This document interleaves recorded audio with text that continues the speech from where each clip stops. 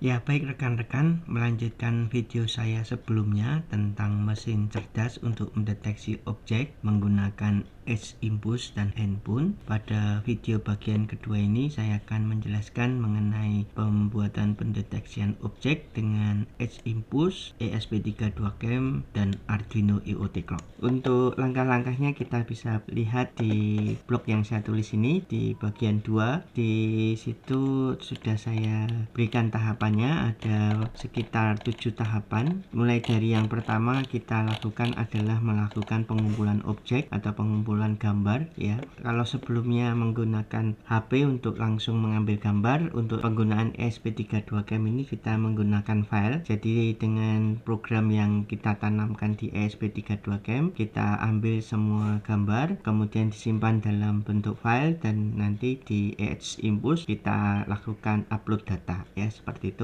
Untuk tampilan tampak samping dan ini tampak atas, dan ya teman-teman bisa lihat di sini ada ESP32-nya. LED indikatornya saya nyalakan agar bisa menerangi objek. Di sini saya menggunakan dua buah objek, ada objek Angry Bird dan objek Olaf. Agar bisa mengambil gambar kita upload dengan software yang ada di Arduino IDE ya. Ini untuk boardnya kita ganti dulu, kita pilih AI Tinker ESP32 kita klik OK. Oh ya, ini portnya saya sudah hubungkan ke komputer menggunakan COM8 ya. Klik pada centang ini untuk menunjukkan port yang digunakan ya. Port yang digunakan nanti akan muncul dengan tulisan USB di belakangnya. Kita klik OK, kemudian kita pilih dari file example ini, kita gunakan examples, kita gunakan ESP32, kita cari kamera dan kita pilih kamera web server. Berikutnya untuk model kamera teman-teman pilih yang AI Tinker ini, silahkan di uncommon ya, centangnya kita hilangkan. Sedangkan yang model ESPi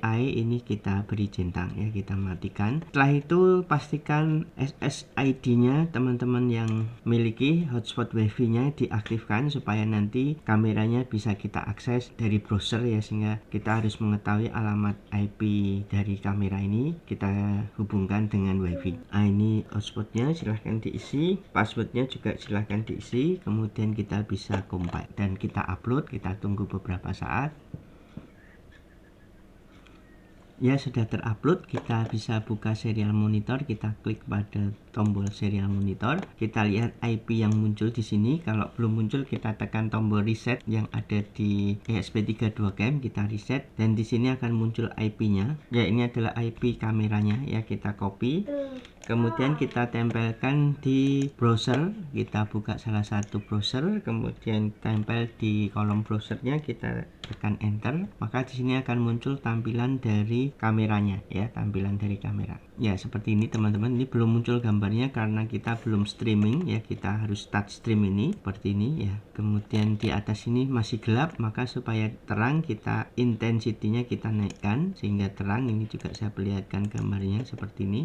Nah, ini tampak atas, yang ini adalah tampak samping, dan kita juga bisa lihat tampilan gambarnya seperti ini. Kita pilih ukurannya 240 x 240 karena nanti di edge impulse itu gambar ukurannya harus bujur sangkar. Kemudian kita taruh, kita ambil gambar objek yang pertama adalah Angry Bird ya, ini salah satu gambar objeknya. Kita naikkan sedikit kameranya agar bisa melihat tampilannya.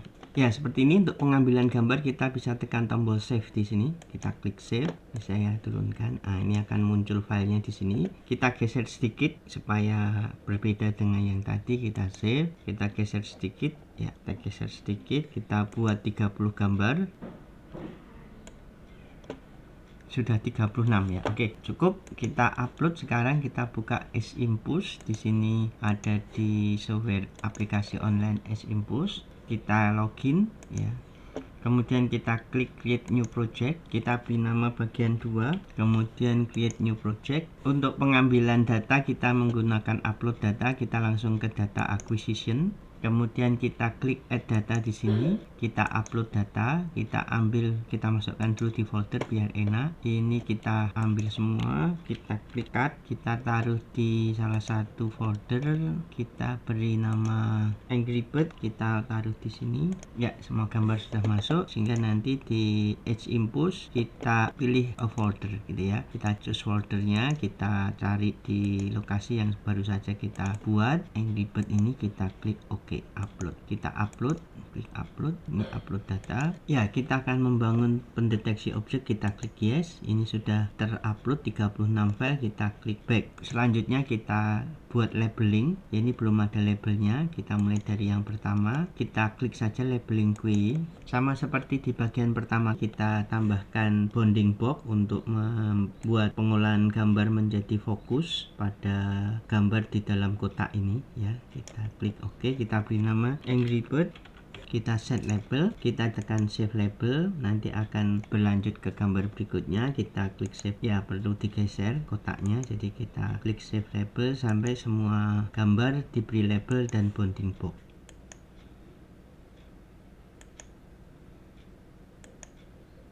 Oke, semua gambar sudah kita beri label dan bounding box. Langkah berikutnya adalah kita mengambil gambar objek yang kedua. Untuk itu kita kembali ke tampilan kameranya ya, ESP32 cam-nya ya. Kita ganti objeknya, ini juga saya perlihatkan tampilan gambarnya. Kita ganti objeknya dengan Olaf ya, ini gambar yang kedua. Kita arahkan seperti ini ya. Kita ambil 30 gambar sama jumlahnya seperti Angry Bird. Kita klik save di sini.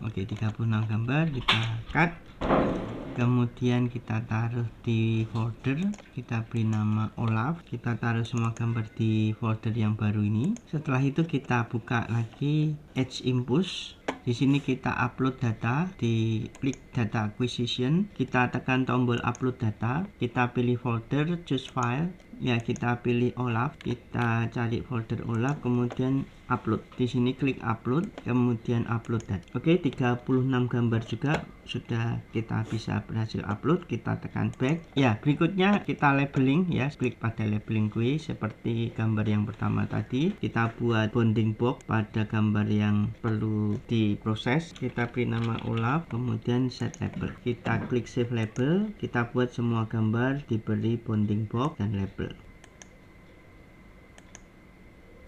Oke, gambar Olaf semua sudah bisa kita beri bounding box dan label. Langkah berikutnya adalah kita menambahkan gambar background ya. Jadi gambar background ini perlu karena ketika semua objek diambil maka Edge Impulse harus mendeteksi itu adalah gambar background ya. Dan di sini kita tambahkan gambar background, kita ambil dulu objeknya Olaf jadi kosong seperti ini. Kita ambil sekitar 10 gambar, kita save 1 2 3 4 5. Oke, 6 gambar saja cukup ya, 6 gambar cukup. Kita kemudian ambil di data acquisition, kita klik upload, kita pilih choose file ini ya, choose file atau ya file folder saja. Untuk itu kita ambil dulu di download, ini kita copy, kita cut, kita pindahkan di folder, kita beri nama latar gitu ya, latar belakang ya, background kita kasih di sini, di latar kita copy di sini, kemudian kita ambil choose folder ya,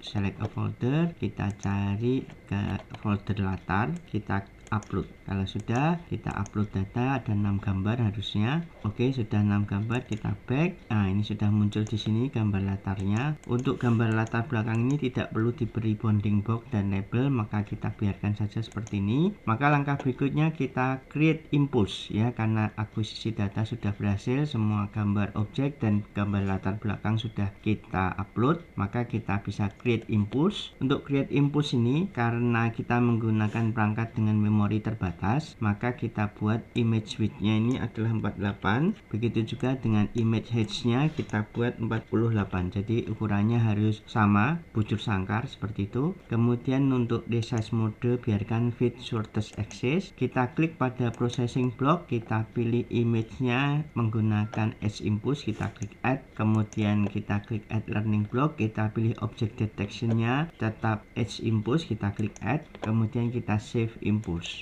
Nah, di sini akan muncul dua buah fungsi, image dan object detection. Kita klik image dulu. Di sini kita menggunakan color depth atau kedalaman warna grayscale karena keterbatasan memori dari ESP32CAM. Kita save parameter, kemudian kita generate features. Features yang baik sama seperti yang di bagian pertama, harus bisa memisahkan objek 1 dan objek 2. Semakin terpisah, titik-titik objeknya akan semakin baik. Sedangkan gambar dengan objek yang sama harusnya saling mendekat, sedangkan gambar dengan objek yang berbeda harusnya saling menjauh, seperti itu ya. Di sini kita lihat hasilnya nanti.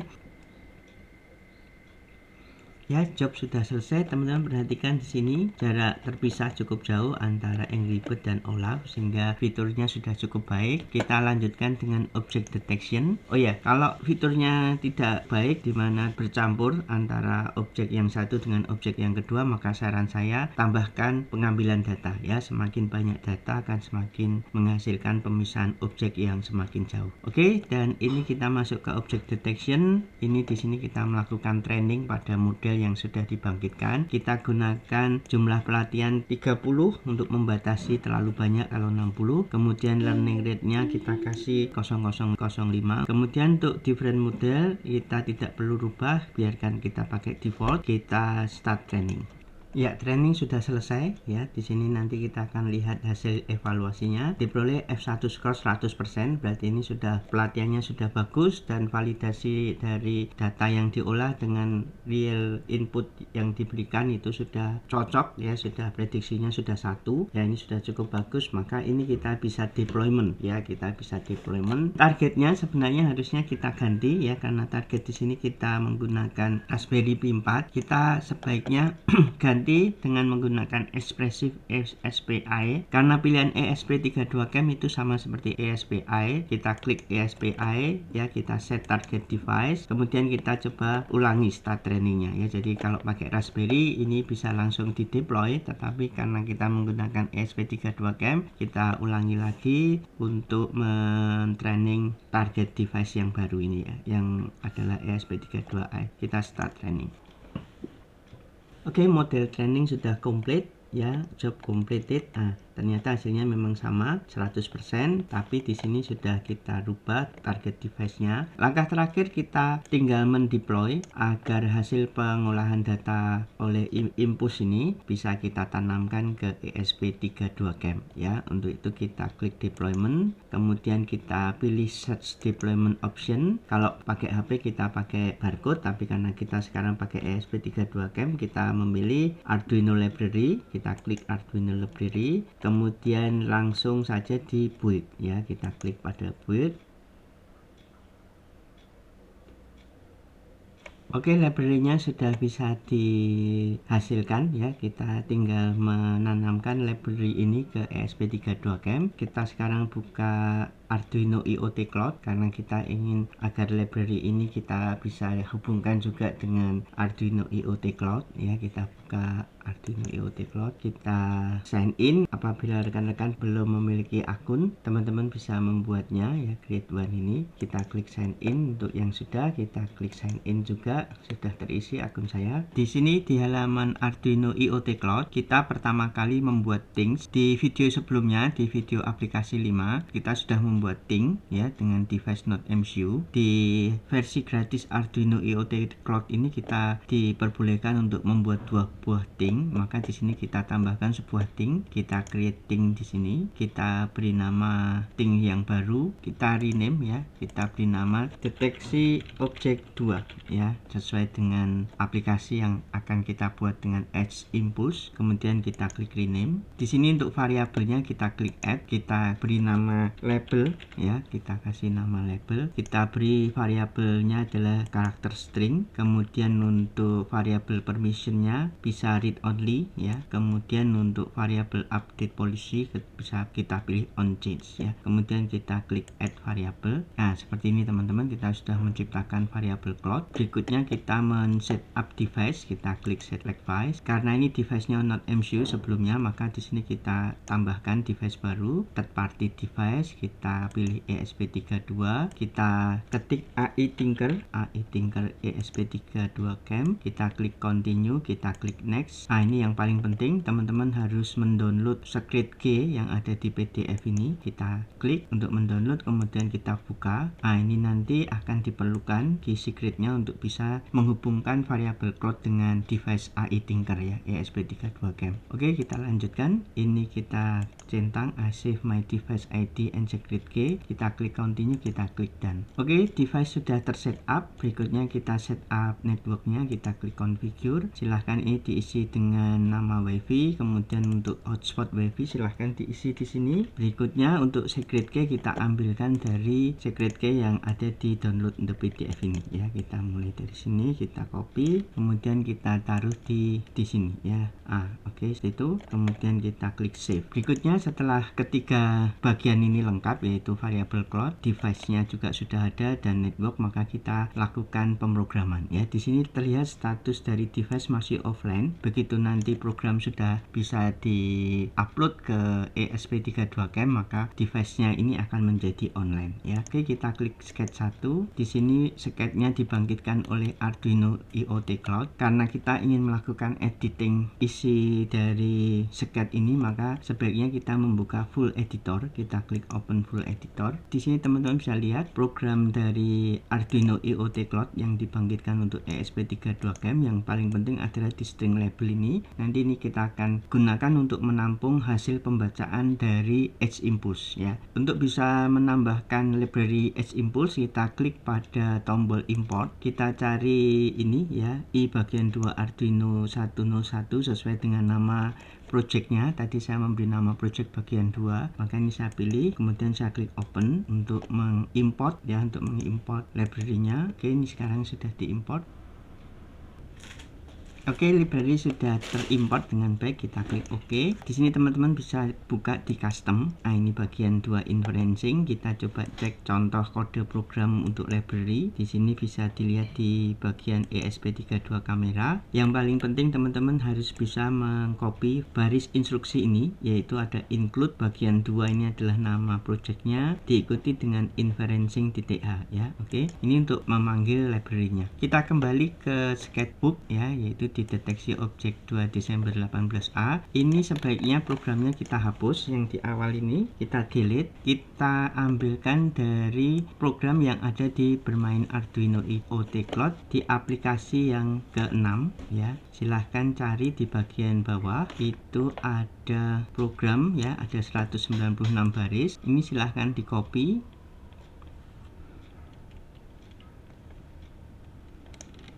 Kemudian kita taruh di program yang tadi di Arduino Editor Online. Kita Ctrl V di sini, kita tempel. Kemudian yang perlu kita ganti adalah di bagian baris 2. Kita klik pada library, di custom, kemudian dilihat pada ESP32 kamera. Kita copy semua saja seperti ini. Kemudian kita klik pada sketchbook lagi, kemudian kita gantikan di baris kedua ini ya. Oke, hanya itu teman-teman ya. Silahkan ini bisa diupload. Untuk menguploadnya pastikan COM8 dan bootnya benar, kita klik. Untuk bisa membuat COM8 di komputer kita muncul, jadi ini COM yang saya gunakan, COM USB yang saya gunakan untuk terhubung dengan ESP32 Cam. Untuk bisa memunculkan port COM yang ada di komputer kita muncul di Arduino Editor Online, teman-teman butuh sebuah software yang namanya software Arduino Create Agent ya. Teman-teman bisa buka di sini. Ini ada Arduino Create Agent download ya. Caranya untuk menginstall silahkan diklik pada halaman ini ya, Arduino Create Agent Installation Page ini silahkan diklik, kemudian ikuti langkah-langkahnya untuk mendownload ya. Nanti teman-teman akan bisa membuat port komputer teman-teman bisa muncul di Arduino Editor Online ya, seperti itu. Nah, ini sudah muncul punya saya, kemudian saya tinggal klik OK, kemudian saya tinggal upload ya. Ini saya perlihatkan kameranya ya, ini ada kameranya samping dan kamera tampak atas. Jadi ini adalah ESP32 Cam-nya, ini objeknya, ini bentuk ESP32 Cam seperti ini ya teman-teman. Ini yang belum saya pasang. Nah, sambil menunggu uploadnya selesai ya, kita lihat hasilnya. Ini masih sedang proses. Nanti kalau proses selesai seharusnya di halaman ting ya, ini saya buka halaman ting. di deteksi objek 2 itu harusnya status device dari offline menjadi online. Ya, ini masih offline karena belum terupload. Nah, ini masih proses uploadingnya. Ya, kompilasi berhasil dan ini mulai mengupload. Teman-teman bisa lihat di sini ya, ini saya naikkan. Oke, upload selesai ya. Jadi teman-teman bisa lihat di sini hasilnya. Oke, ini gambar dari kameranya ya, seperti ini. Coba kita cek untuk device-nya di halaman Ting ya, apakah device-nya sudah online. Ini masih offline. Coba saya refresh. Nah, ini sudah online ya. Dan teman-teman perhatikan last value-nya adalah kosong karena saya belum menempatkan objek di depan kamera ESP32 Cam ya. Ini saya tempatkan Olaf di depan ESP32 Cam. Muncul kata Olaf. Kemudian saya menaruh Angry Bird. Nah, ini harusnya Angry Bird ya, ini saya ambil. Ini sekarang kosong. Ini saya buat Olaf lagi. Seperti itu teman-teman ya. Oke, lalu bagaimana caranya agar hasil pengenalan objek oleh Edge Impulse ini bisa kita gunakan untuk dikirimkan ke berbagai perangkat? Maka caranya adalah kita tambahkan sinkronisasi di sini. Ya, ini teman-teman bisa klik di sini, kemudian klik pada edit, kita lakukan sinkronisasi. Kebetulan ada karakter string yang sama ya, tipe data string di aplikasi 5 ya, di Ting yang pertama, sehingga kita bisa lakukan sinkronisasi. Kita centang ini, kemudian kita synchronize variable, kita save, maka nanti variabel yang ada di Ting pertama itu nilainya akan sama dengan variabel di sini. Kemudian untuk bisa menampilkan data ini kita tambahkan widget di dashboard ya. Untuk itu kita buka dashboardnya dulu, klik dashboard. Ini dashboard yang sudah dibuat di video sebelumnya, kita klik 2 kali. Nah, ini dashboardnya. Jadi di sini ada sensor suhu, sensor kelembapan, widget untuk potensio, dan di sini variabel pesan ya. Dan ini slider ya. Kita tambahkan widget untuk variabel label. Kita klik pada tombol pensil ini, kita klik add, kita beri widget messenger. Nah, seperti ini kita hubungkan dengan variabel label di deteksi objek 2. Kita klik link variabel, kita klik done ya. Jadi teman-teman bisa lihat di sini catatan data yang sudah dikenali objeknya, dan ini bisa kita sinkronisasi dengan variabel pesan ya. Variabel pesan ini ditampilkan dalam bentuk LCD. Jadi teman-teman bisa lihat di sini ada LCD, dan kita bisa menampilkan dengan menggunakan sinkronisasi ya. Variabel pesan itu akan muncul di sini karena variabel pesan itu disinkronisasi dengan variabel label, maka isi label akan ditampilkan di LCD ya, seperti itu. Ini tampilannya adalah Angry Bird. Kita coba perbesar. Nah, ini Angry Bird ya. Kalau ini saya ganti, ini coba saya tunjukkan ini. Nah, ini muncul Olaf. Saya ambil, maka harusnya kosong ya. Saya masukkan Olaf lagi, itu Olaf ya. Ini saya ambil, kosong. Saya taruh Angry Bird. Nah, ini Angry Bird ya. Saya ambil, harusnya kosong ya. Demikian teman-teman. Kita juga bisa lihat di ada Fluid.io. Nah, ini tulisannya kurang besar, saya perbesar sebentar. Oke, edit layout. Oke, saya save layout ya. Jadi teman-teman bisa lihat di sini. Ini saya refresh. Nah, ini sekarang kosong, sudah betul ya. Ini juga kosong. Coba saya masukkan Angry Bird di sini. Nah, ini tulisannya Angry Bird. Kemudian saya ambil, harusnya kosong. Ini saya ambil Olaf, saya letakkan Olaf. Saya ambil Olafnya. Oke, kosong ya. Demikian rekan-rekan, sampai di sini videonya, semoga bermanfaat. Terima kasih atas perhatiannya.